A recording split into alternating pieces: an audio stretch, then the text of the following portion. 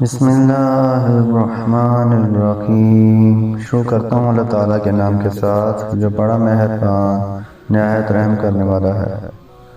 حضرت سیدنا ابو ہریرہ رضی اللہ عنہ نے کہا کہ رسول اللہ صلی اللہ علیہ وآلہ وسلم نے فرمایا، ہم پچھلے لوگ ہیں اور قیامت کے دن آگے بڑھ جانے والے ہیں، فقط اتنی بات ہے کہ ہر امت کو ہم سے پہلے کتاب ملی ہے اور ہم کو ان کے بعد، پھر یہ دن جو ہم پر اللہ نے فرض کیا اس کی ہم کو راہ بتا دی، اور سب لوگ اس میں ہمارے پیچھے ہیں کہ یہود کی عید جمعہ کے دوسرے دن ہوتی ہے یعنی ہفتہ، اور نصارہ کی تیسرے دن یعنی اتوار کو۔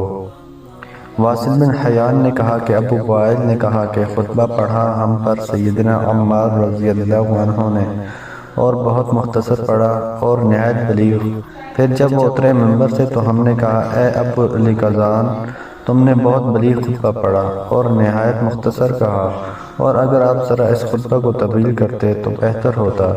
تب سیدنا عمار رضی اللہ عنہ نے کہا کہ میں نے رسول اللہ صلی اللہ علیہ وآلہ وسلم سے سنا ہے کہ فرماتے تھے، آدمی کا نماز کو لمبا کرنا اور خطبہ کو مختصر کرنا اس کے سمجھدار ہونے کی نشانی ہے، سو تم نماز کو لمبا کیا کرو اور خطبہ کو چھوٹا۔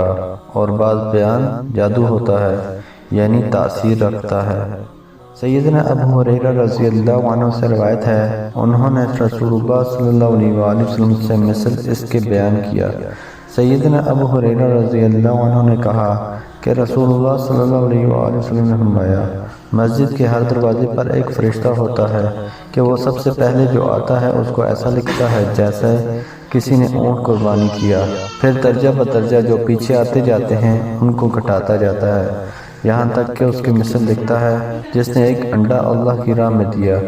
پھر جب امام منبر پر بیٹھا نامہ اعمال لپیٹ دیتے اور ہر دروازے کے فرشتے آ کر خطبہ سننے لگتے ہیں۔ محترم دوستو، اللہ تعالیٰ سے دعا ہے اللہ تعالیٰ ہمیں ان حدیث پر عمل کرنے کی توفیق عطا فرمائے، آمین۔ جزاک اللہ خیر، والسلام علیکم ورحمۃ اللہ وبرکاتہ۔